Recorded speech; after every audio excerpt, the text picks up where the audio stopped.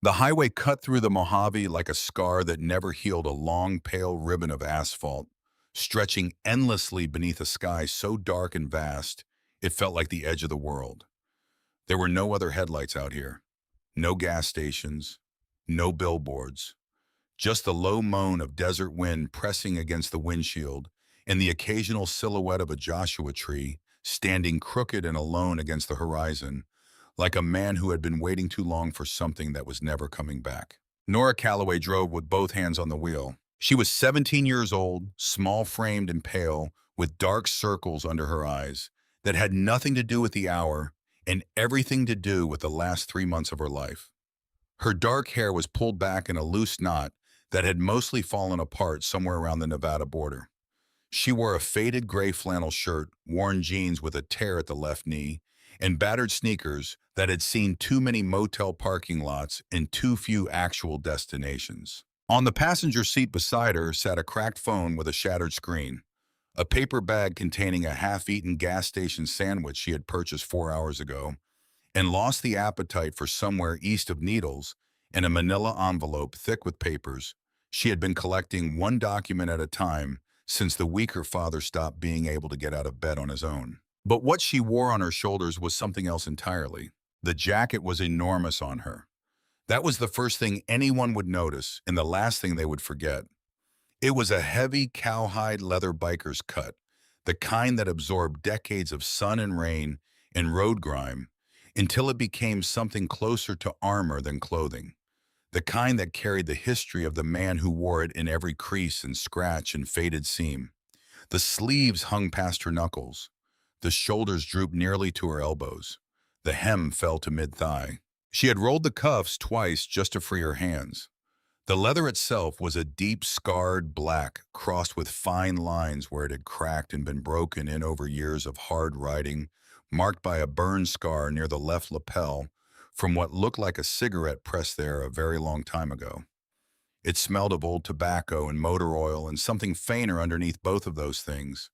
Something she could only describe as her father, the particular warmth of him, the specific gravity of the man who had raised her alone in a small mountain town and never once let her see what it cost him. She had put it on 6 days ago and had not taken it off since. Not when she slept curled in the truck cab at a rest stop outside of Barstow.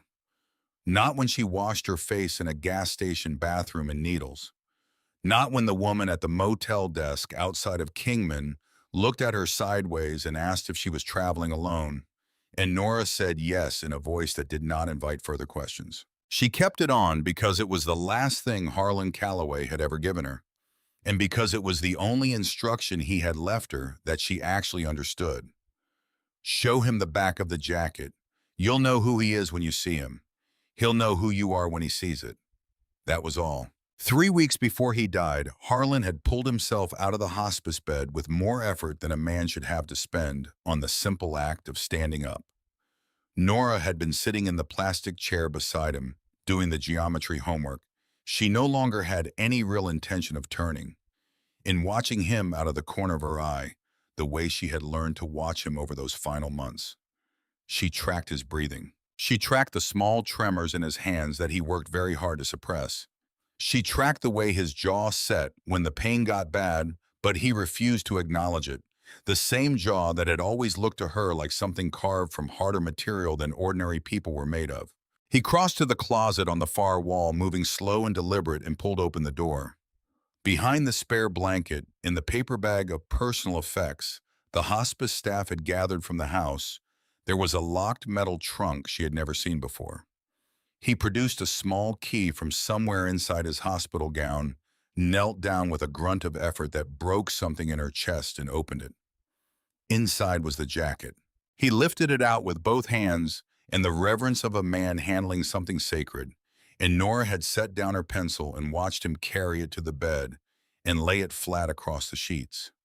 He smoothed the leather with his palm, running his thumb along the faded stitching at the collar, and for a long moment he simply looked at it the way men sometimes look at photographs of the people they used to be, the versions of themselves they buried in order to become something else. Then he had looked up at her. His face by then was gaunt, the strong jaw and sharp cheekbones that Nora had always thought made him look like a man shaped from something harder than ordinary people still present, but hollowed out by the illness, the scaffolding remaining while the substance diminished. His eyes were the same, though, dark gray, clear, restless. Her eyes. "I need you to listen to me," he said. "Not the way you listen when you're humoring me. The real way." "I'm listening," she said. He told her about Warren Pruitt, about the 50 acres of undeveloped land outside of Elko, Nevada that had been in his name for 20 years, land he had bought cheap back when he was still moving through the world under his own power. Land he had never developed and never sold and never mentioned to anyone except the attorney who had drawn up his will. The land was now legally and irrevocably in Nora's name. He had seen to that 6 months earlier when he first understood what the diagnosis actually meant and what the arithmetic of his remaining time added up to. Warren knew about the land.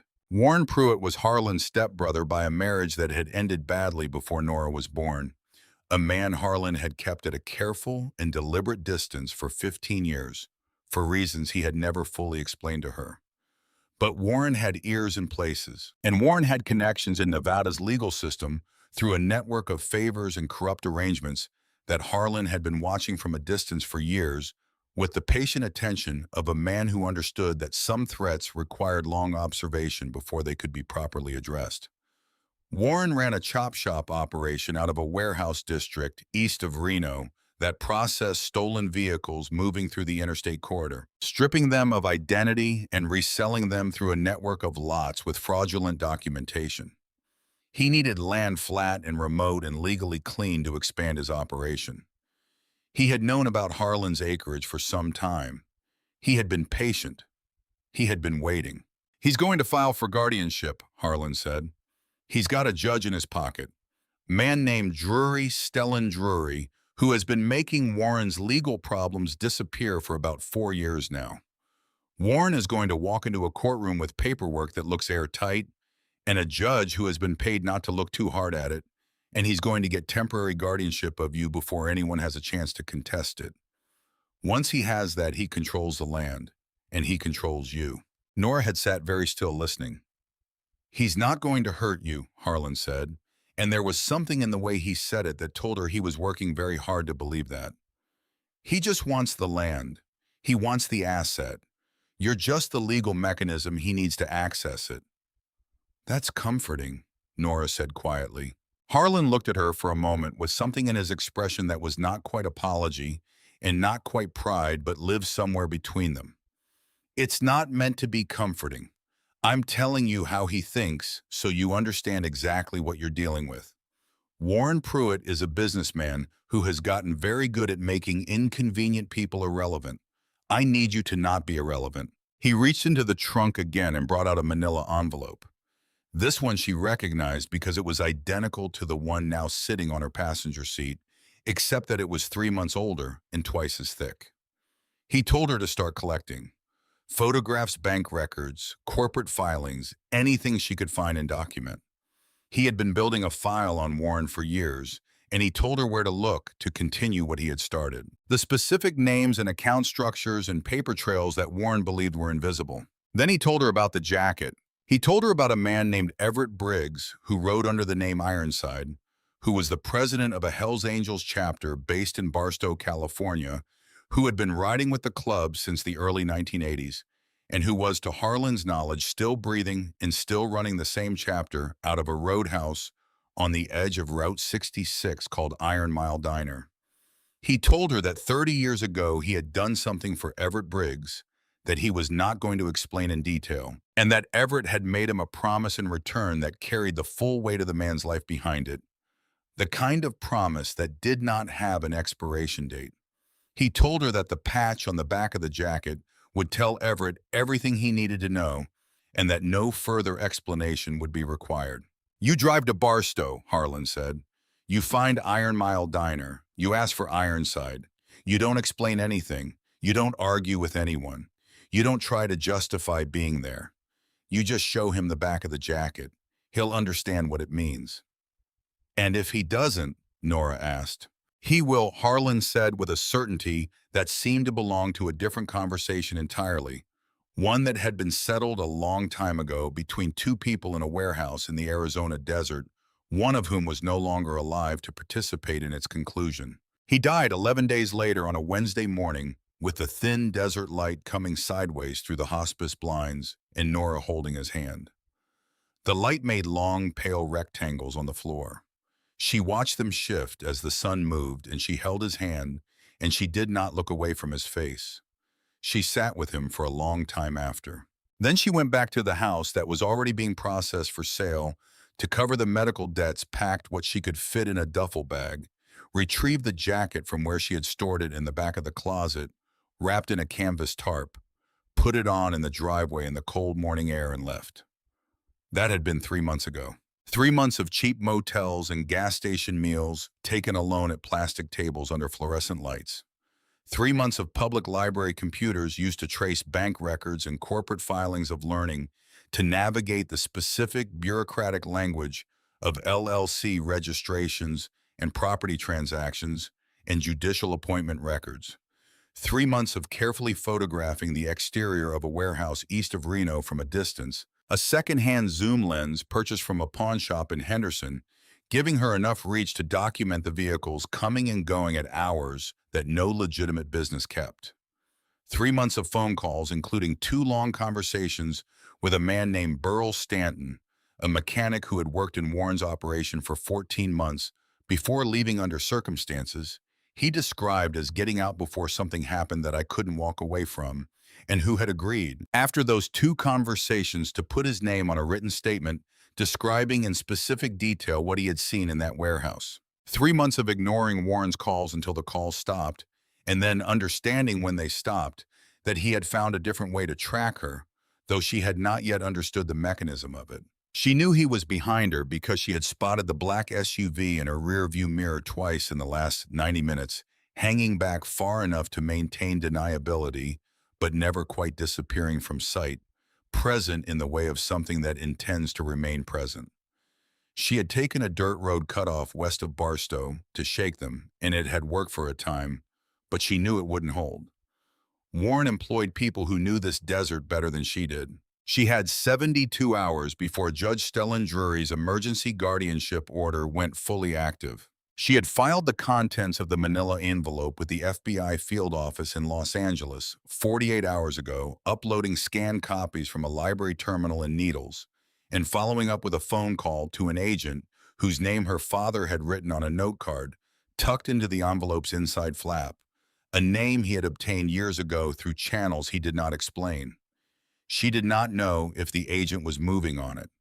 She did not know if they took her seriously. She was 17 years old with no fixed address, in a 3-month history of running, and the uncertainty of what a federal agency did with information provided by someone in her situation sat in her chest like a stone she could not dislodge. She also had a copy of the complete evidence file sent to the Nevada State Attorney General's office the previous morning from a FedEx location on the commercial strip in Barstow, and a third copy sat in a safe deposit box at a bank in Henderson that her father had opened in her name 3 years ago quietly and without explanation, because Harlan Calloway had understood for a very long time that the day he was now preparing her for was coming. What she knew sitting in the dark truck with the desert unrolling in front of her headlights was this: she was 20 minutes from Barstow, she had a jacket that her father had died believing in, and she had nowhere else to go. The lights of the town appeared on the horizon like a smear of orange and yellow against the profound dark. Low and sprawling, the kind of small desert community that exists primarily to service the highway and the people moving through it rather than the people who stay. She followed the directions she had memorized from the library map, turning off the main commercial strip onto a county road that ran parallel to the old alignment of Route 66. The pavement older here and rougher under her tires, the streetlights sparse and amber-tinted, the darkness between them carrying that specific desert quality of not being empty so much as vast. She smelled the diner before she saw the sign. The Iron Mile Diner announced itself with a single large neon sign mounted above the entrance. The letters rendered in red and blue tubing, the M in mile blown out, so that it read Iron Isle in the darkness, buzzing with a slightly irregular pulse, of old electrical work that had been maintained rather than replaced. The building itself was a low, wide structure of painted cinder block and dark wood paneling. Its parking lot, an expanse of cracked asphalt that had been patched and repatched over the decades until the surface was more repair than original. A hand-painted wooden sign near the road read, "Open late, cold beer, good food, no trouble." The motorcycles occupied the left half of the lot in a precise, almost ceremonial arrangement. She counted 14 of them from the road before she stopped counting. Harley-Davidson touring bikes and custom choppers, each one maintained with an attention that bordered on devotion, the chrome catching what little light there was and throwing it back in small, cold points of reflection. They were not the machines of casual weekend riders. They were the machines of men who lived on them and understood them as extensions of something essential, and looking at the row of them made something in Nora's chest pull tight in a way she could not entirely account for. She pulled the truck to the far right of the lot, as far from the motorcycles as the available space allowed, and cut the engine. She sat in the dark for a moment without moving. Through the diner's front window, she could see the shapes of people, the warm yellow light of the interior, the shadows of large men in dark clothing occupying what was clearly the full back section of the restaurant. She could hear faintly the jukebox playing something country and unhurried that reached her through the glass in the desert wind. She looked down at the sleeves of the jacket, at the rolled cuffs, at the scarred leather that covered her hands almost to the second knuckle. Her father had worn this jacket for 30 years. She pulled the lapels together with both hands, took a breath that was steadier than she felt, and got out of the truck. The desert cold hit her immediately, the dry, biting chill that the Mojave produced after dark, that surprised people who had only known its daytime heat. She pulled the jacket tighter around her and crossed the lot, her sneakers crunching on loose gravel, her breath making small clouds in the cold air. She did not look back toward the highway. She did not allow herself to think about the SUV. She pushed open the diner door. A small bell above the frame chimed as she entered, a bright and cheerful sound that seemed to belong to a different kind of establishment entirely. The warmth of the interior hit her all at once, carrying with it the smell of frying oil and coffee, and something darker underneath both of those things, the accumulated presence of leather and exhaust, and the specific weight that fills a room when men who live hard spend a long evening in a confined space. The jukebox was playing Merle Haggard, low and unhurried, from somewhere near the far wall. For approximately 2 seconds, no one looked at her. Then everything changed. The woman behind the counter, heavy-set and somewhere in her late 50s, with silver-streaked hair and an apron that had seen better decades, looked up first. Her name tag read Loretta. She glanced at Nora and then immediately at the jacket, and something in her expression shifted and went careful and still. The way a woman's face goes when she recognizes that something significant is about to happen in a room she is standing in, and she is deciding how much distance to put between herself and it. The prospect nearest the end of the bar noticed Loretta's change of attention and followed it to its source. He went still. He nudged the man beside him. The disturbance moved through the back section of the diner the way a disturbance moves through water. One ring expanding outward from the point of contact, conversations ending, glasses set down, laughter dying in throats. Within 15 seconds of Nora Calloway stepping through the door of the Iron Mile Diner, approximately 20 men were looking at her in complete silence. She had expected this. She had rehearsed it in the mirror of the motel bathroom outside of Kingman, standing in the jacket with her chin up, telling herself to breathe, to not let them see the inside of her, to hold whatever line presented itself. She had told herself that her only job was to stay standing long enough to say the name Everett Briggs, and that everything after that was out of her hands. She began to walk toward the back of the room. The man she would later know as Decker Rowe was seated at the outermost position of the largest booth, a placement that was clearly not accidental. He was somewhere in his early 40s, broad through the chest and shoulders, in the way of a man who had spent decades doing physical work, with heavy forearms crossed on the table, and a beard that had long since stopped being a style choice and become simply a feature of his face. He wore his cut over a dark thermal shirt, the sergeant-at-arms patch visible on the front. He had the flat, measuring eyes of a man whose job it was to assess threats and respond to them quickly, and he was assessing Nora with the full application of that skill. The assessment took about 3 seconds. Then a slow, humorless grin spread across his face, and he leaned back in his seat with the deliberate ease of a man who has decided that something is funny. "Well," he said loudly enough to carry across the entire diner, "look what the desert sent us." The laughter started quietly and built. Not kind laughter, the kind that has edges designed to cut. "Is that a little girl, or did somebody's coat rack escape?" Someone called from a far booth, which produced a fresh wave. "Check the back," another voice offered. "Maybe she's delivering something." Nora kept walking. She was aware of every eye in the room tracking her movement, aware of the gap between herself and the back section, narrowing with each step, aware of the sound of her own sneakers on the linoleum floor, which seemed very loud in the spaces between the laughter. Her face was hot. She kept her chin level. She breathed through her nose and thought about her father's hands, smoothing the leather on the hospice bed, and kept walking. "Hey, sweetheart." Decker's voice again, closer now, the amusement in it replaced by something with considerably more weight. He unfolded his arms and leaned forward, forearms on the table. "You're a long way from wherever you came from. You want to tell me whose jacket that is before this gets unpleasant?" "I need to speak with Everett Briggs," Nora said. Her voice was steadier than she had any right to expect. It was her father's voice, she thought, or the version of it she had spent 17 years absorbing without knowing she was doing so. The laughter in the room did not exactly stop. It modulated. It became something different, something that recognized a line had been crossed into a different category of situation. Decker stood up. He was taller than the booth had suggested, and the standing made it clear why he held the position he held in this organization. He stepped out into the aisle between the booths and stopped there, filling the narrow space entirely close enough now that Nora had to stop walking or walk directly into him. She stopped. "Ironside doesn't take walk-in appointments from teenagers." Decker said, his voice dropped to a register that was less performative and more direct, the voice of a man communicating rather than displaying. "And he especially doesn't take them from teenagers wearing leather they didn't earn. So here's what's going to happen. You're going to take that jacket off. You're going to hand it to me. And then you're going to walk back out that door and get in whatever vehicle brought you here and drive back to wherever you came from. No one follows you out. No one gives you trouble. We call it square."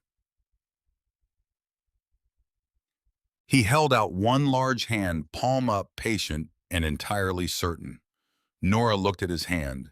She looked at it for a long moment, long enough that the room went quiet again, long enough that Loretta had moved back toward the kitchen and was standing with one hand resting on the swinging door ready. "No," Nora said. The word came out clean and flat and without any of the trembling she had been afraid would be there.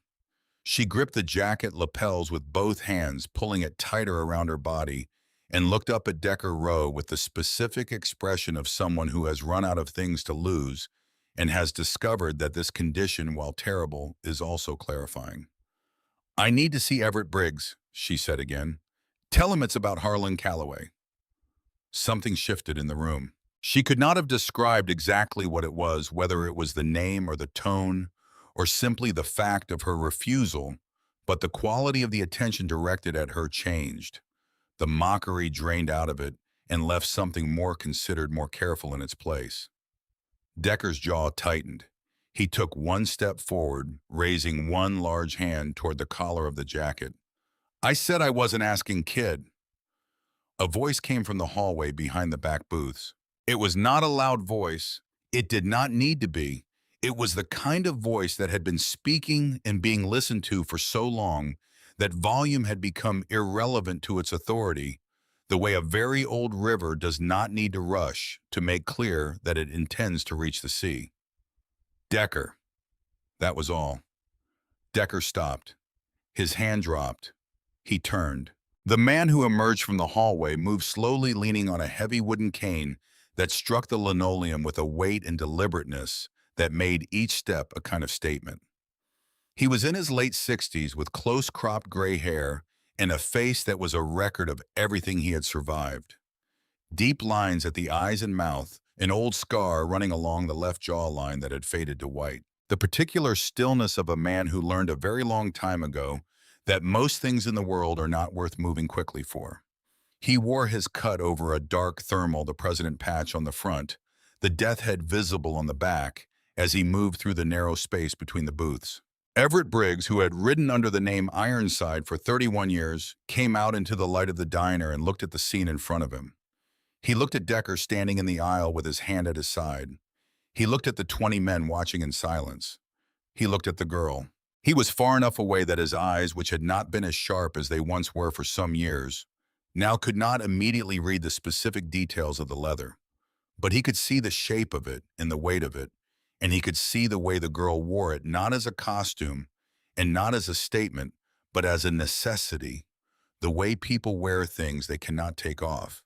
And something in the back of his mind, something that had been silent for a very long time, moved. "What is going on out here?" he said. Not quite a question, not quite a command, something between them that did not need to be either. "She walked in asking for you by name, boss," Decker said, and his voice had shed most of its previous authority. He was reporting now, not controlling. "She's wearing a club cut, wouldn't say where she got it, refused to hand it over." Everett looked at Nora. Nora looked back at him. She had imagined this moment perhaps 100 times over 3 months, lying in motel beds, staring at water-stained ceilings, turning it over in her mind, constructing the version she hoped for and the version she feared. She had imagined a door being slammed. She had imagined being dragged back out into the parking lot by men who had no interest in what she had to say. She had imagined on the worst nights that the name Harlan Calloway would mean nothing to anyone in this building, and that her father had been wrong, and that she had driven across 3 states for a story that simply did not have an ending. She had not let herself imagine it going well. She was too practical for hope in that particular form. "You asked for me," Everett said. "Yes, sir," Nora said. The sir landed in the room like something small and solid. One of the younger prospects near the far wall began a sound that was halfway to laughter and was immediately ended by a look from the man beside him. "You've got something to tell me," Everett asked. "My father told me to let the jacket speak for itself," Nora said. "He said you'd understand when you saw it." A pause that lasted long enough to have weight. "Turn around," Everett said quietly. Nora turned. She faced the far wall of the diner, its surface hung with old license plates and faded photographs and a mounted bass that had been there longer than anyone in the room could remember. She could not see the faces behind her. She could not see what happened to Everett Briggs in the moment that followed. She would hear about it later from Loretta, who had been watching from the kitchen doorway and whose account was the most complete. She would hear how the old man's hand had come up, slowly reaching toward the back of the jacket before stopping an inch from the leather, as though touching it required permission. He was still working out how to give himself. She would hear how the color left his face in a way that had nothing to do with his age or his health. She would hear how he stood in absolute stillness for a long time, and how the men around him understood, without being told, that they were witnessing something outside the ordinary categories of their experience together. The patch on the back of the jacket was large and centered and rendered in intricate stitching that had once been precise and brilliant and was now softened by decades of weather and wear into something that looked less like embroidery and more like a mark burned into the leather itself. It depicted a winged dagger driving downward through a bleeding rose surrounded by a heavy banner of gold-threaded text. The image was not the club's standard insignia. It was something older and rarer, something commissioned rather than issued, made by a craftsman who had been given specific instructions and had followed them with care. The banner read, "Filthy Few Blood Debt. Everett Ironside Briggs owed to Harlan Ghost Calloway." The cane struck the floor, not slammed, not dropped with drama. It simply slipped from Everett Briggs's grip and fell, and the sound it made hitting the linoleum was a clean, sharp crack that cut across the silence of the room like something final. Decker Rowe, who had been at Everett's side for 11 years and had watched the man face situations that would have broken most people without visible reaction, took one involuntary step backward. The name came out of Everett in a sound that was barely a word. Not loud, not theatrical. The quiet, involuntary release of something that had been held for a very long time and had just been handed permission to be set down. Ghost. Nora turned back around. Everett Briggs was looking at her with eyes that had gone glassy in a way that had nothing to do with weakness and everything to do with a man being confronted with something he had long since accepted he would never see. He was not crying. Men like Everett Briggs did not cry in rooms full of their own people, or if they did, it was in a private language that only someone who knew them very well could read. But the grief in his face was plain, and the recognition beneath the grief, and beneath both of those things, something older and heavier that looked like a debt that had been carried for 30 years, finally being asked to come due. He looked at her eyes. He looked at them for a long time. "You've got his eyes," he said. "People say that," Nora said, and her voice was not quite steady anymore. "What's your name?" "Nora Calloway. Harlan was my father. He passed away a week ago." The silence that followed was a different animal than the tense, hostile silence of 40 minutes earlier.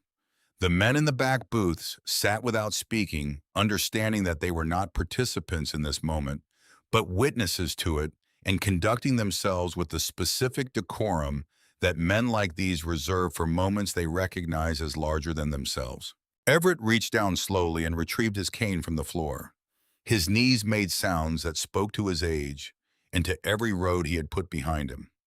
He straightened, and for a moment he simply stood, one hand on the cane, looking at the girl in the jacket with the expression of a man who has just been asked to carry something he has been putting off carrying and who has decided finally that the putting off is finished. Then he turned to the room. "Decker," he said in a voice that was entirely steady and entirely final, "clear the big booth. Get Loretta out here. Hot food, best thing in the kitchen, fresh pot of coffee. Now." Decker moved without a word. The other men moved. The booth at the back of the diner, the same booth where 20 minutes earlier Nora Calloway had been the subject of mockery, was cleared and wiped down with a speed and a thoroughness that had something reverent in it. Decker himself pulled out the chair at the far side, the position facing the room, the position of the protected, and stepped back from it with a nod toward Nora that he did not make direct eye contact for, as though the directness would be more than he could currently manage. Nora crossed the room and sat down. The leather jacket pulled around her on the vinyl seat. The warmth of the diner, which she had barely noticed since walking in, settled over her all at once, and she felt the adrenaline that had been holding her upright for the last 3 hours begin very slowly to release. Her hands, hidden in the overlarge cuffs, were trembling. She put them flat on the table. Everett Briggs lowered himself into the seat across from her, resting both hands on the head of his cane. He looked at her for a long moment in the new quiet of the room and the warmth and the yellow light, with the faint sounds of the kitchen beginning to move behind the swinging door. Outside on the highway, a semi-truck passed with its lights blazing, and the sound of it reached the diner as low and distant thunder. And then it was gone, and the desert silence reasserted itself. "Tell me everything," Everett said. Loretta set a plate in front of Nora without ceremony, the way a woman places food in front of someone who needs it rather than someone who ordered it. A thick-cut ribeye charred at the edges, the way a roadhouse cook chars meat when they are feeding rather than impressing. Roasted potatoes, a wedge of cornbread, a pot of coffee that smelled like it had been freshly brewed rather than sitting on the burner since the afternoon shift. Loretta looked at Nora once when she set it down briefly, with an expression that was not pity, but something adjacent to it, something more like recognition. The look of a woman who has seen various kinds of trouble walk through a door and has learned to identify which kind deserves what response. Then she went back behind the counter and left them alone. Nora looked at the food. She had not eaten a real meal in 4 days. The gas station sandwiches and the vending machine crackers did not qualify. She knew she should eat. She picked up the fork and held it and then set it back down because there was something she needed to do first, and she was not certain she had the composure to do it if she waited much longer. She told him everything. She started with the hospice room, the locked metal trunk, the key that came from somewhere inside her father's hospital gown, the way he had lifted the jacket out with both hands, smoothing it, the way a man smooths something he has not touched in a long time. She told Everett what Harlan had said about Warren Pruitt and the 50 acres and Judge Stellan Drury and the guardianship filing already moving through the Nevada court system with the momentum of a process that had been quietly arranged rather than genuinely adjudicated. She told him about the 3 months, the motels and the library computers, the corporate filings she had learned to read, the photographs taken from a distance with a second-hand zoom lens. She told him about Burl Stanton, the mechanic outside Reno, who had worked in Warren's warehouse for 14 months, who had left under circumstances he described as getting out before something happened that I couldn't walk away from, and who had agreed after 2 phone conversations to sign a written statement describing in specific detail what he had witnessed inside that operation. She told him she had sent copies of everything to the FBI field office in Los Angeles 2 days ago. Everett listened. He did not interrupt. He did not react visibly to most of what she said, which she had not expected but which she found in a strange way steadying. He simply sat with both hands on his cane and his gray eyes on her face, and gave her his complete and unperformed attention, the full kind, the kind that younger people had mostly forgotten how to offer. When she finished, the coffee in her cup had gone from hot to warm, and Loretta had refilled it once without being asked. Everett was quiet for a moment. Then he said, "Your father saved my life." He said it the way people say things that have been true for so long they no longer carry emphasis, just the fact offered plainly. "He mentioned something," Nora said carefully. "He didn't give me details." "He wouldn't have." Everett looked past her for a moment at some point in the middle distance that existed somewhere behind the far wall. Ghost never talked about the things he did. That was the particular thing about him. Most men in this life, they talk. The road, the runs, the close calls. You sit around long enough, you hear the same stories 10 times each. Ghost never told his stories. He just lived them and moved on. He was quiet again for a moment, gathering something. 30 years ago, he said, this chapter was running a delivery through the lower end of Arizona border country out past Douglas. We had a financial arrangement with a distribution outfit that I'm not going to characterize beyond that. It went wrong. Someone gave us up to a rival outfit that had been looking for leverage against us and finally found their moment. They had us pinned in a warehouse off a county road, 6 of us surrounded with no exit that wasn't covered. We were out of options and we understood that, and they understood that we understood it. He paused. Ghost was a nomad then. He didn't belong to our chapter. He didn't belong to any chapter. He just rode, moved around, operated alone. He had no connection to what we were doing in that warehouse and no obligation to any of us. He had been in Douglas for unrelated reasons, and he heard something through a contact. Nora watched his face while he spoke. He came through the front wall, Everett said. Literally. He drove his motorcycle through the corrugated metal siding at the front of the building at full speed, drew every gun in that room to him in the confusion. We were able to move. He took 2 rounds in the left shoulder that had been meant for my head. By the time I understood what had happened, he had dragged me to a vehicle and gotten me to a safe house 3 miles out. When I came around the next morning, he was gone. He set his cane flat on the table. He left his cut behind, folded on the chair beside the bed. So they couldn't track him through it, I understood later. He rode out into the night with 2 bullets in him and no identification, and he never contacted me. Never reached out. Not once in 30 years. Never cashed in a single thing that he was owed. Nora felt something tighten in her throat. She pressed her lips together and looked down at the untouched plate. I had the patch made, Everett said. Took me 2 years to find him, which tells you something about how seriously he took disappearing when he decided to. When I finally located him, he was in a small town in Utah running a one-man mechanic shop. He didn't want to see me. He was polite about it, but he was absolutely clear. He had put that part of his life behind him, and he was not interested in reopening the door. I told him about the patch. I told him what a blood debt means in our world. He said he understood, and he took the jacket back, and that was the last time I saw him in person. He looked at Nora directly. He never called in the debt, he said. Not once, not in 30 years. He didn't want his past near me, Nora said. He told me that. He said he had made choices when he was young that he was not ashamed of, but that were not compatible with raising a child, and so he put them somewhere he could not reach them anymore. He was raising you alone. My mother died when I was 4. It was just the two of us after that. Everett nodded, slowly absorbing this. He was a good man, Nora said, and her voice broke very slightly on the last word. Not enough to be dramatic, just enough to be true. He was the best man I ever met, Everett said simply, and I have met a very large number of men. From across the diner, a chair scraped back. One of the younger members, a lean man in his mid-20s with close-cropped hair and the restless energy of someone who had not yet learned the value of being still, stood and excused himself toward the restroom hallway.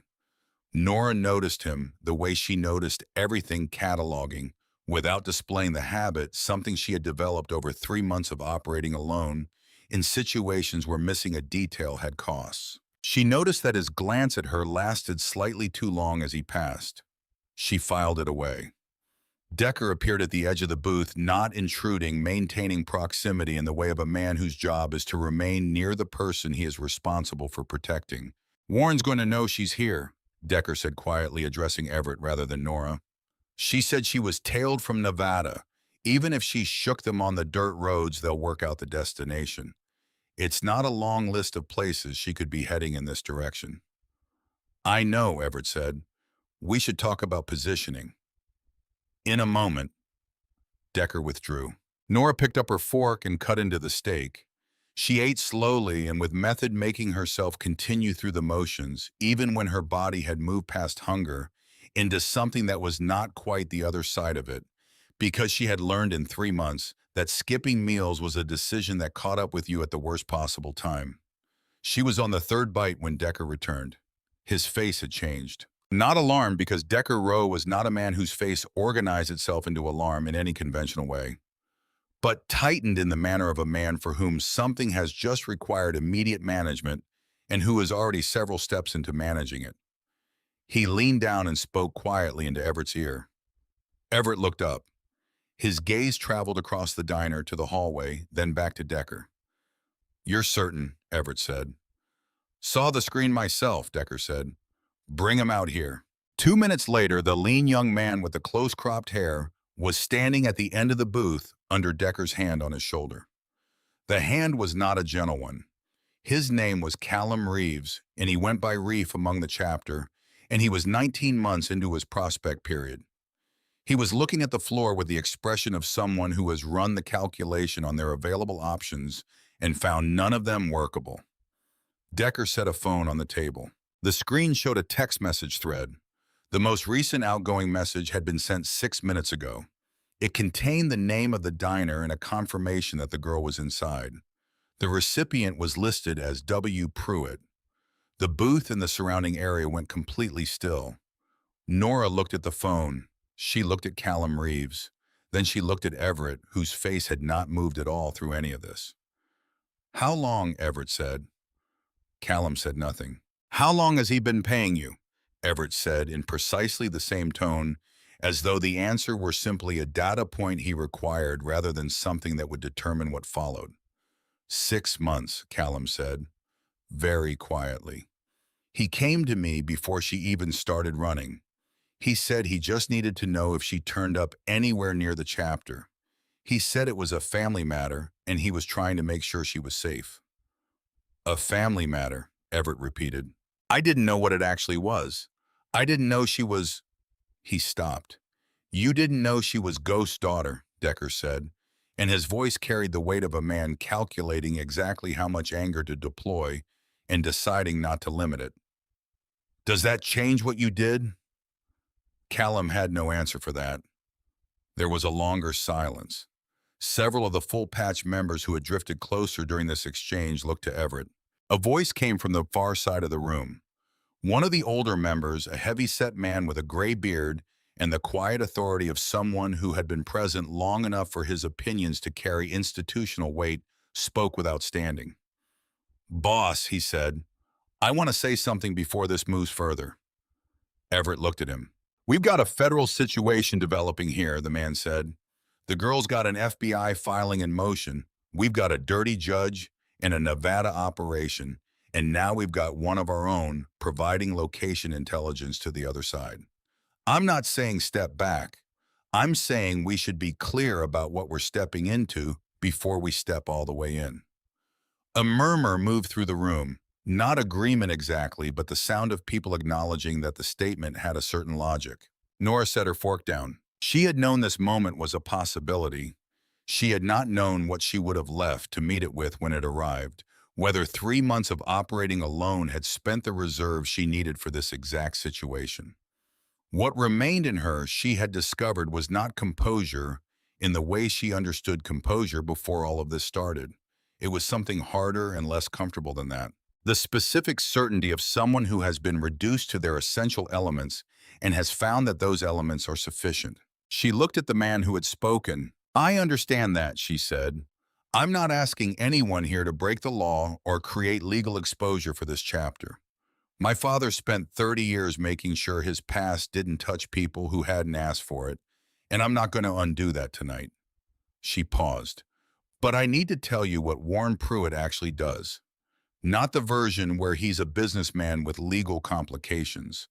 The version I documented over 3 months alone with no help from anyone." The room was quiet and attentive.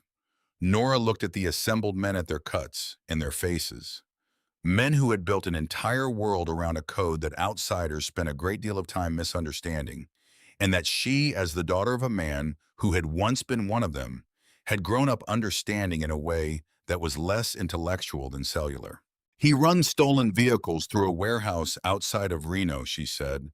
"Not just acquiring and reselling. He processes them, strips the identification, reissues them with fraudulent titles, and moves them through a network of lots across 3 states. The people who deliver the vehicles to him are not professional criminals with legal representation. They are people who owe him money, people he found in bad situations and made significantly worse. 2 of the current deliverers are under 20 years old." She let that sit in the room for a moment. "He used a corrupt judge to obtain a guardianship order on me that he has no intention of exercising in any way that involves my education or my well-being. He wants 50 acres of land in Elko County. He wants a legal mechanism to control it. And he wants me to disappear into a system where no one will look very hard for me because I'm already a minor without parents whose records show I've been running for 3 months. She looked at the heavy-set man who had spoken. "I'm not asking you to fight my battle," she said. "I already fought my battle. I have the evidence. I have a federal contact. What I need is a room where Warren Pruitt understands that his playbook doesn't work tonight. The rest I've already handled." The silence that followed was not the silence of a room that was unconvinced. It was the silence of a room that was adjusting its understanding of what it was looking at. Decker looked at Everett. Everett had not taken his eyes off Nora since she began speaking. Something in his face had shifted the expression of a man watching something confirm a theory he had held for a very long time about the kind of person certain kinds of fathers produce. He tapped his cane once on the floor. "She's Ghost's daughter," he said to the room. "That statement does not require elaboration." He looked at the heavy-set man. "The blood debt doesn't expire when the man does. It transfers to his bloodline. You all know what that means and what it requires of us." No one in the room spoke in opposition. The matter of Callum Reeves was handled in the way such matters were handled within the chapter, swiftly and without drama, and in a location that was not the main room, and Nora did not ask about the details and none were offered. What she understood was that he was escorted to the back of the building and did not return. She was on her second cup of coffee when Everett's phone rang on the table between them. He looked at the screen, then he looked at Nora. "Warren Pruitt," he said. The table went quiet. Decker moved to the edge of the booth. 2 other members drifted in from the room's perimeter with the unconscious coordination of men who had trained themselves to respond to changes in atmospheric pressure. Everett looked at the phone for a moment longer. Then, with the deliberateness of a man who has made a decision, he placed it on the table between himself and Nora. "Your call," he said. Nora looked at the phone. She looked at the name on the screen, the name she had been running from for 3 months, the name that had been the specific weight she carried across 3 states and more cheap motel rooms than she could accurately count anymore. The name of the man who had looked at her father's death and seen an asset to be acquired and an obstacle to be managed in that order. She picked up the phone. "Mr. Pruitt," she said. A pause. Then Warren's voice, smooth and precisely calibrated the voice of a man who had spent years practicing the sound of reasonableness while saying unreasonable things. "Nora, I'm relieved you're safe.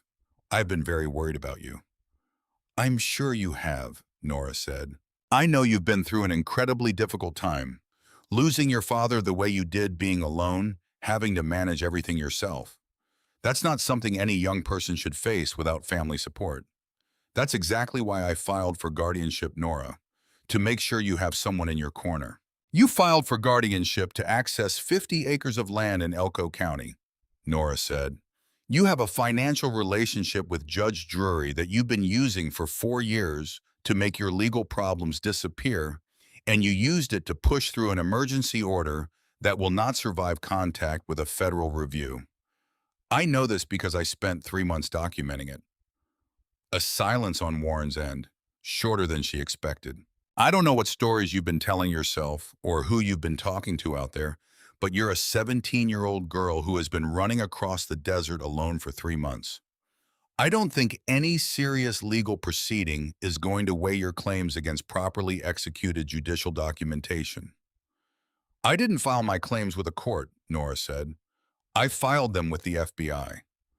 Another silence, longer this time. "I think you should put Everett Briggs on the line," Warren said, and the smooth reasonableness in his voice had developed a fracture in it, small but audible to someone who had spent 3 months learning to read him. Nora looked at Everett. He shook his head once. "Mr. Briggs isn't available," Nora said. "If you have a message for him, I can pass it along. Tell him that whatever ghost daughter has told him, this is a family matter that doesn't need the club involved. Tell him the intelligent play is to let this run through the legal system and stay out of it." Nora said, "I'll tell him you called." She ended the call. She placed the phone back on the table. Her hand was completely steady. Everett looked at her hand, then at her face. Then he made a sound that had lived in him for a long time in a much quieter form and had just found a different shape. "Ghost used to do that," he said. "End a conversation by simply ending it. No sign-off, no closing. Just done. He taught me most of what I know," Nora said. Decker was already at the window, his body to the side of it, looking out at the parking lot without being visible from outside. "Two SUVs," he said. "Black late model Nevada plates, just turned onto the county road. 10 minutes, maybe less." He turned back. "They'll come in with the paperwork," he said. "Judge's order.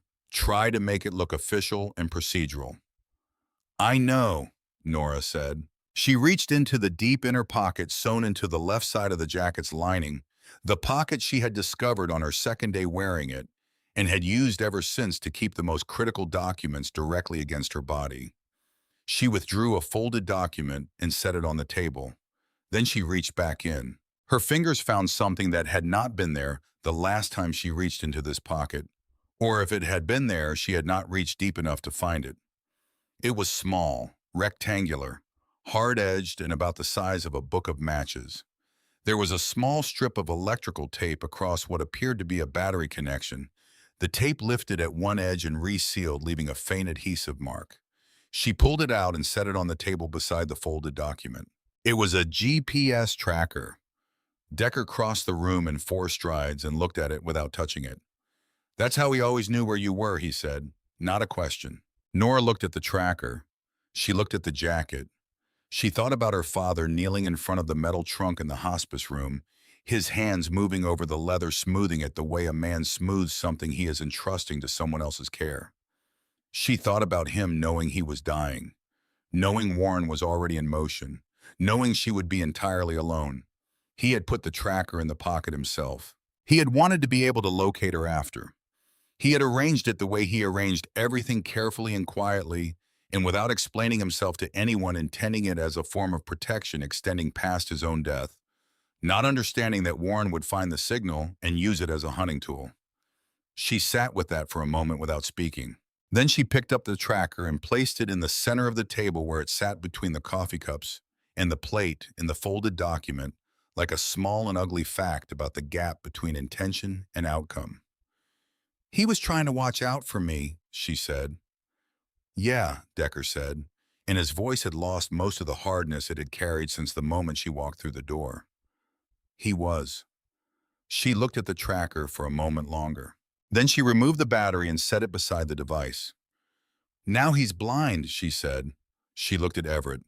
"They're going to walk in here with a judge's signature and 4 men, and they're going to believe the paperwork makes them untouchable," she said. "The paperwork doesn't matter. What's in this envelope matters." She pushed the folded document toward him. "My father believed that the only thing that beats a corrupt system is a documented one.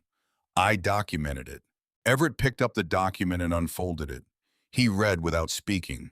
His expression did not change during the reading, but something behind it did the slow and weighty shift of a man absorbing information that confirms the dimensions of what he has already agreed to take on.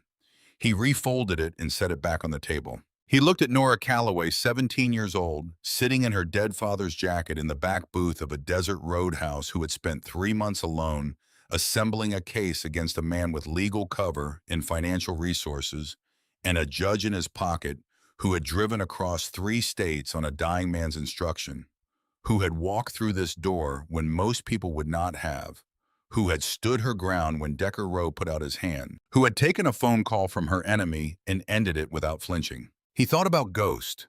He thought about a warehouse in the Arizona borderland 30 years ago, and a man he had never met driving a motorcycle through a metal wall for no reason except that it was the right thing to do.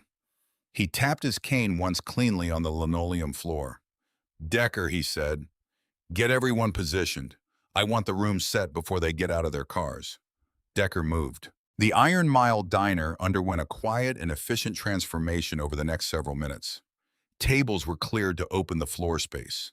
Men took positions along the walls and at the perimeters of the booths with the unhurried coordination of people who have rehearsed this particular kind of arrangement many times without ever formally rehearsing it. Loretta made one final circuit with the coffee pot and then went into the kitchen and stayed there. Outside, the sound of heavy tires on gravel. Nora sat in the booth and breathed. She thought about her father in the Utah mechanic shop, grease on his hands, telling her that the most important thing a person could develop was the capacity to be still in the moment before something happened. Not calm, he had said. Calm was about what you felt. Still was about what your body did. You could be terrified inside and still in your body, and the stillness was what the other person saw. She thought about the battery sitting beside the tracker.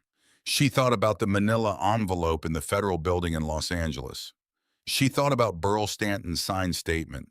She thought about 3 months of being alone and afraid and absolutely certain, all three, simultaneously every single day without exception. The headlights of the SUV swept across the front window of the diner as they turned into the lot, and the light moved through the room like something searching for her, and then it passed. Nora straightened in her seat. She pulled her father's jacket closed with both hands. She was ready. The doors of the SUVs opened with the deliberate sound of men who wanted their arrival to be noted. 4 of them stepped out into the cold desert night, their shoes on the gravel carrying the weight of people who had decided in advance that this would be simple. Warren Pruitt came last, straightening his jacket as he stood taking a moment to survey the building, the way a man surveys a property he already considers his to dispose of. He was dressed for a courthouse or a lawyer's office, dark slacks and a charcoal jacket over a collared shirt, clothing that communicated a particular kind of authority and was entirely wrong for a desert roadhouse at 10 in the evening. He had a leather folder tucked under his arm, containing Nora knew the guardianship order bearing Judge Stellan Drury's signature in blue ink. He looked at the row of motorcycles arranged in the left half of the lot. Something moved across his face. Not hesitation. Warren Pruitt was not a man who hesitated, which was one of the central things that made him dangerous, but a recalculation fast and subtle, visible only to someone who had spent months learning to read him across distances. He tucked the folder more firmly under his arm and walked toward the entrance. The bell above the door chimed when he pushed it open. The sound it made was identical to the cheerful sound it had made when Nora walked in 2 hours earlier, but the room it rang into was a different room entirely. The Iron Mile diner was absolutely still. The jukebox had been unplugged. The overhead lights felt harsher now, more direct, the kind of light that eliminates shadow and leaves nowhere to position oneself advantageously. Every booth was occupied. Every man faced forward. No one was drinking. No one was speaking. The collective presence of 23 fully patched members of the Hells Angels, arranged throughout a 60-foot room, landed on Warren Pruitt and his 4 men the moment they stepped through the door, and Nora watched from the back booth as Warren absorbed what he had walked into. He was good. She had always known that about him. He did not stop walking. He did not allow his stride to break or his posture to shift in any visible way. He moved down the center aisle with his leather folder under his arm, and his eyes already finding Nora in the back booth, and the men behind him followed with the careful spacing of people trying to project confidence in a room where the arithmetic had already been completed and had not come out in their favor. The 4th man, the driver of the second SUV, stopped just inside the door and did not come further. Nora noted that. Decker materialized from the left side of the room and stepped into the aisle, planting himself 12 feet from Warren with his arms crossed, and his expression carrying the specific neutrality of a man who has already decided how this ends and is simply providing the losing party time to reach the same conclusion. Warren stopped. He looked at Decker, then passed Decker to Nora in the back booth with Everett Briggs seated across from her, and his eyes made the rapid geometrical calculation that eyes make when they are trying to understand the structure of a situation they did not design. "I'm not here for a confrontation," Warren said, the same smooth, calibrated voice. "I'm here because I have a legal obligation to my ward, and I intend to fulfill it." "You don't have a ward," Decker said. "I have a court order that says otherwise." Warren raised the leather folder slightly. "Signed by a Nevada district judge this morning. Current, legal, and binding. I'm asking you to step aside so I can speak with my niece."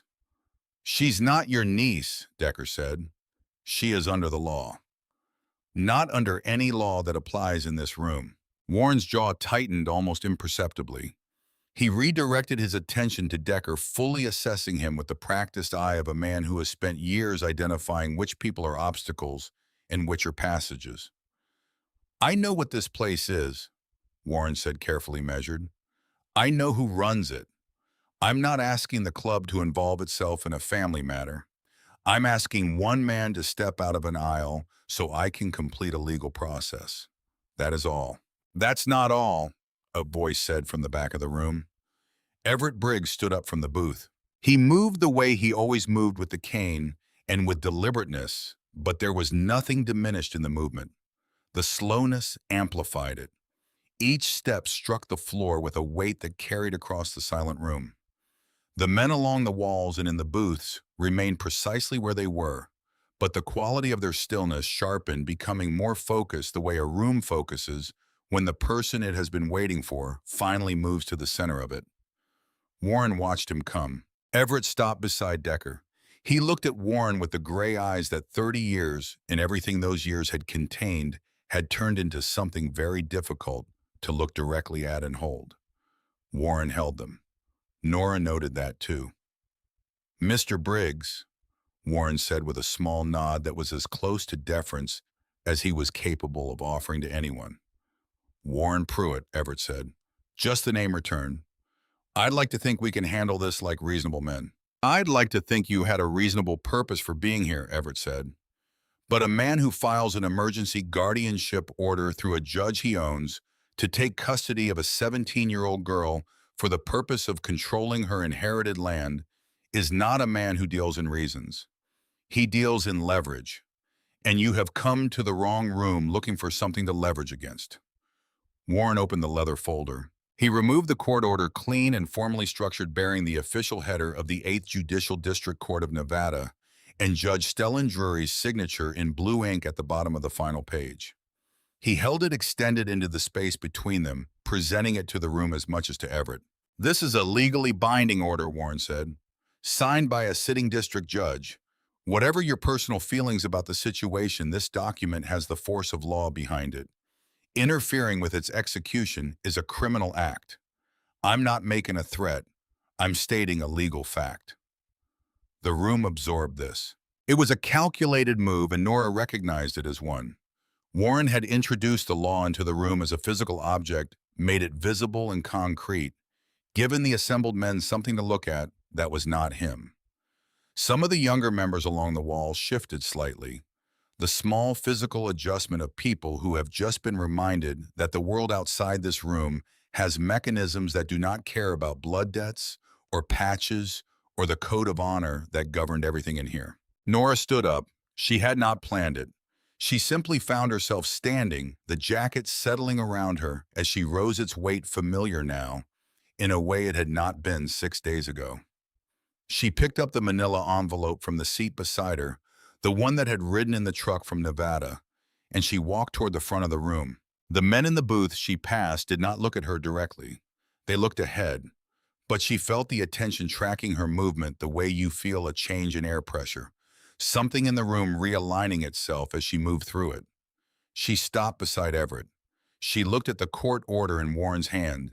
Then she held out the manila envelope. Warren looked at it. "You should see what's in there before you finish your presentation," Nora said. "I don't need to." "It's a copy," she said. "The original is in a federal building in Los Angeles. I sent it 48 hours ago.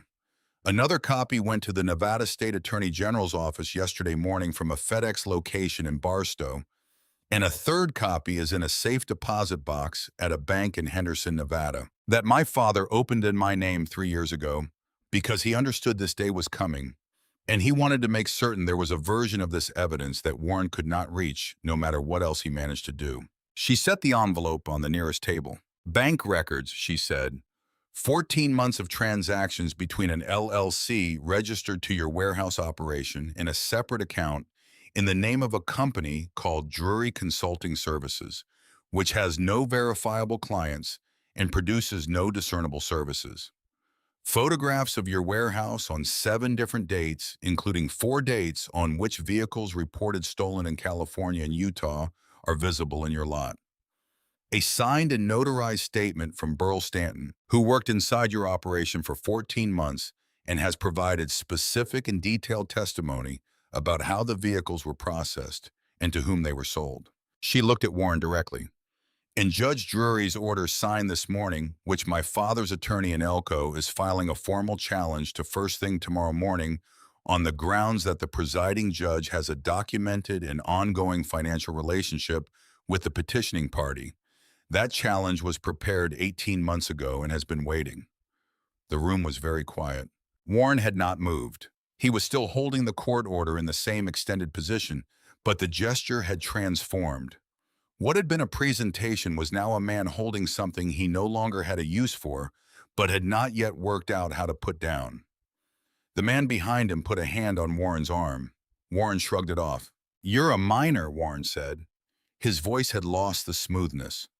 Not dramatically, not in a way that most people would have identified, but Nora had spent 3 months learning to listen to recordings of Warren speaking in various contexts, and she heard the change immediately. A slight flattening of tone, the machinery of his composure working harder than it had been working a minute ago. "You're a 17-year-old with no legal standing to file anything." "I didn't file it," Nora said. "My father's attorney filed it on my behalf.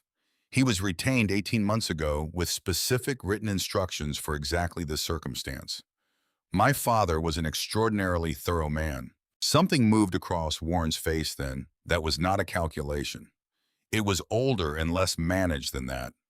It was the expression of a man who has constructed an entire operation on a particular reading of his opponent and has just been shown that the reading was wrong in a way that cannot be corrected after the fact. He had looked at Nora Calloway and seen a 17-year-old girl running alone through the desert. He had seen vulnerability and inexperience and the specific helplessness of someone who had just lost the only person in their world who knew how to navigate it. He had built his timeline and his legal strategy and his network of applied pressure around that reading of her. He had not accounted for what Harlan Calloway had spent 20 years quietly building from a mechanic shop in a small mountain town while nobody was paying attention to him. Warren lowered the court order. Not a dramatic movement. He simply let his arm come down to his side, the papers hanging from his hand, and the room registered the shift the way a room registers a change in the quality of light. One of his men spoke quietly near his ear. Warren did not respond to it. Decker unfolded his arms.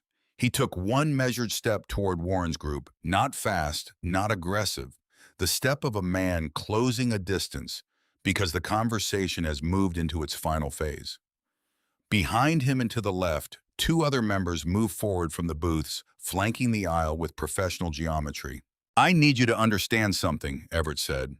He had not raised his voice once since Warren came through the door. He did not raise it now. "That girl is under the protection of this chapter, not as a guest and not as a favor, as a matter of obligation that has been owed for 30 years and is now being paid in full. The man she called her father pulled me out of a situation where I was going to die, and he never asked for anything in return, not once in 30 years, and he is dead now. And the only thing in this world that still belongs to him is standing in my roadhouse in his jacket." He let that settle. "You came here with a piece of paper signed by a man who takes money to sign papers," Everett said. "And you brought 4 men who are carrying things under their jackets that they have no intention of using in a room with 23 people who have been doing this since before most of them were born. So I'm going to tell you what I told Decker when he asked me what we should do about you tonight." Warren waited. "Nothing," Everett said, "because you're already finished. That girl did the work. She did it alone, and she did it correctly. And by the time your man Drury opens his eyes tomorrow morning, there will be people with federal credentials at his door asking questions he has spent 4 years hoping no one would ask. The only thing that happens here tonight is you walking back out to your vehicles." A long silence followed.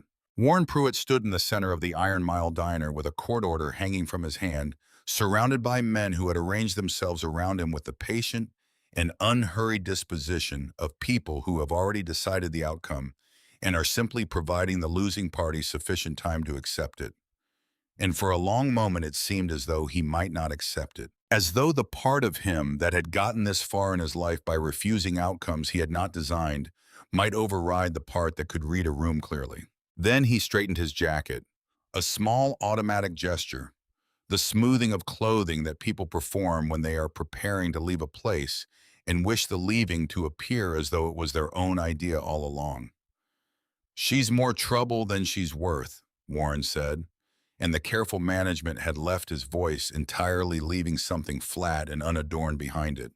He turned. His men moved ahead of him toward the door, and the chapter members in the aisle did not move to block them, simply stood and watched them go, which was in some ways more powerful than blocking would have been. The sound of the men filing out was the sound of a retreat that no one needed to name, because everyone in the room already understood what it was. Warren reached the door. He stopped with his hand on the frame and looked back across the length of the diner. He looked at Nora standing in the aisle in her father's jacket, and his face in that final moment carried the expression of a man who has just understood that he has spent months of planning and significant resources pursuing a target he fundamentally misread, and that the misreading was not a matter of bad information, but of a particular kind of blindness that comes from never having had to reckon with someone who has nothing left to lose and has learned to use that condition as a form of freedom. "You're just a kid," he said. Nora looked at him across the room. She did not say anything. She did not need to say anything. The room said it for her, the assembled weight of it, the stillness and the leather, and the accumulated years of road and consequence that lived in the faces of the men standing between her and the door. She simply stood and looked at Warren Pruitt with the dark gray eyes she had inherited from a man who had driven a motorcycle through a metal wall for a stranger and considered it unremarkable. And she let him look at her for as long as he needed to. He turned and walked out. The bell above the door chimed as it swung shut. No one in the room moved for a moment.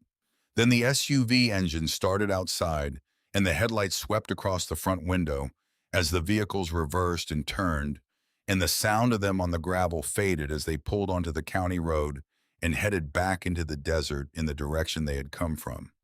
Decker exhaled through his nose a sound that was not quite a laugh, but carried some of what a laugh carries. Someone in the back booths began to applaud a single pair of hands, and then another joined it, and within several seconds, the room had broken into the specific noise that follows the release of tension that has been held for a sustained time. Voices and movement and the scraping of chairs. Men who had been required to be very still, choosing to no longer be still. Nora stood in the aisle and breathed. She had not realized until this moment how cold her hands were. She pressed them together inside the overlarge cuffs and felt the trembling that had been present for the last 2 hours and had not shown on the surface, and was now in the release of the room's held tension, making itself known to her. Everett appeared beside her and moved to the booth. He lowered himself into the seat across from where she had been sitting, and he looked at her until she sat down. Loretta came out of the kitchen. She did not comment on what had just occurred. She took the cold coffee pot from the table, carried it behind the counter, and came back with a fresh one, filling both cups without being asked. And then she went back to her work. Nora wrapped both hands around the cup. "Is it over?" she said. Her voice sounded different to her own ears, smaller and less guarded, the voice she used when there was no one watching. Everett looked at her. "Warren is done," he said. "He knows it. A man like Warren doesn't push past a line like tonight's. The exposure is too significant, and the return is gone now that he knows the case exists. He'll cut his losses." He paused. "Drury is a separate matter, but that's no longer your fight. You handed it to the right people." 20 minutes after the sound of the SUVs faded entirely into the desert, a dark sedan with no visible markings pulled slowly into the Iron Mile parking lot. Two men in plain clothes stepped out, each carrying a slim leather identification wallet. They moved without hurry. They did not need to hurry. Nora watched from the window as they spoke with Decker at the door, and Decker turned and looked into the room, found her, and gave a single nod. One of the men looked past Decker toward Nora. He did not smile. He nodded once, brief and certain, the nod of a person confirming information they already possessed. Nora nodded back. She understood then that Warren Pruitt would not be reaching Reno tonight. Her father's attorney had made the call at the appropriate moment. The FBI had been waiting for Warren to cross state lines with intent. He had crossed them the moment he left that parking lot. Harlan Calloway had built the trap years ago and simply waited for his daughter to spring it. Nora turned back to the table. She looked at the battery beside the tracker, at the envelope that had been full when she set it down, at the cold half-eaten pie that Loretta had brought out earlier without commentary, apple and housemaid, because Loretta was a woman who expressed what she felt through the things she placed in front of people. "My father planned all of this," Nora said. The observation was still settling into its final shape inside her, neither question nor statement, but something between them. The attorney, the safe deposit box, the contacts. He did it while he was just a man in a small town running a mechanic shop. He did it without telling me any of it. "He didn't want you to carry it before you had to," Everett said. "He didn't want me to know what he used to be," Nora said. Everett was quiet for a moment, considering. "He was both things simultaneously," he said finally. "The man who drove through that warehouse wall, and the man who raised you in a small mountain town and taught you whatever it was you used tonight. He didn't stop being one when he became the other. He just decided which one needed to be in front for the next 20 years. Nora thought about that. The years of it came back to her all at once. Breakfast conversations at the kitchen table in the house on the edge of town. Long drives on mountain roads with the radio low. Her father pointing out things she would not have noticed on her own. The way certain clouds moved before weather changed. The way certain silences in a conversation meant something different than other silences. Evenings on the porch where neither of them spoke because nothing needed to be said. Because they were simply two people who were comfortable in the same quiet. She had not understood until this moment that all of it had been preparation. Not a curriculum, not deliberate instruction toward a specific outcome. Just a man giving everything he knew to the person he loved most in the way that people give things when they understand that the giving itself is the whole point, not the receiving. He had known she would walk through this door. He had known she would stand her ground when a large man put his hand out and told her to leave. He had spent 15 years in a small mountain town giving her every tool he possessed quietly, and without naming what he was doing, trusting that she would find which parts she needed when the moment came. She felt the grief of him then, in the way she had not allowed herself to feel it since the hospice room. The full, unmediated weight of it, the irreplaceable and unapproximatable absence of a specific person. It moved through her not as a wave, but as a change in the medium itself, as though the composition of the air in the room were different now than it had been a moment before. She did not cry, not because she was managing herself for the room.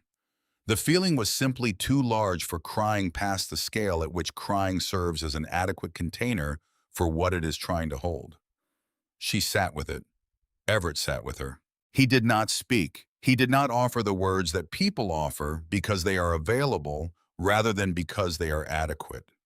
He simply sat across from her in the booth and drank his coffee and was present in the way that a person can be present when they understand that presence is the only thing being asked of them and that it is enough. After a while, Decker came to the table. He stood at the end of the booth looking at Nora with an expression that was working out how to arrange itself, the face of a man who operates with a limited vocabulary of expressions and has just encountered a situation that requires one he does not normally have occasion to use. He pulled out the chair at the end of the table and sat down. This was Nora would come to understand a significant gesture. Decker Rowe did not sit at tables uninvited.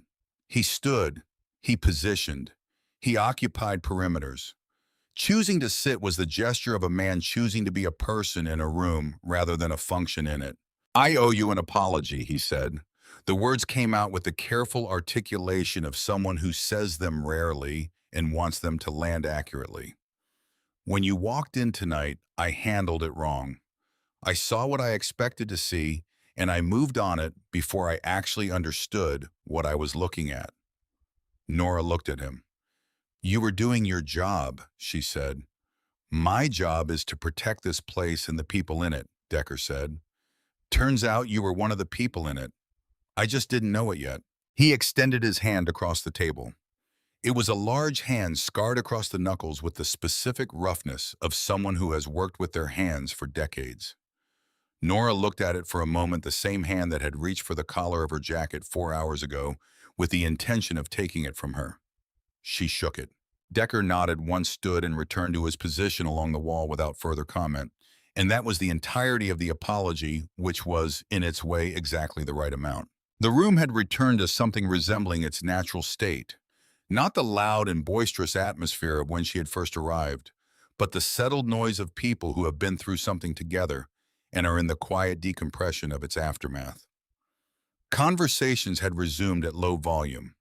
Someone had plugged the jukebox back in and it was playing Waylon Jennings at a volume appropriate to the hour, unhurried and undemanding. Loretta appeared with a fresh slice of apple pie and set it in front of Nora without a word. Then she stood at the edge of the table for a moment, drying her hands on her apron, and she looked at Nora with the expression of a woman who has observed a great many things in this room over a great many years and has strong opinions about most of them that she keeps largely to herself. "You did good tonight, honey," she said plainly and without embellishment. In case nobody said it plain, she went back behind the counter before Nora could respond, which Nora suspected was intentional. Everett watched Loretta go, then looked at Nora. "We have a room upstairs," he said. "Above the garage. Clean, good lock. You'll stay tonight, and in the morning we'll get our attorney on the phone about the Elko property and the guardianship order.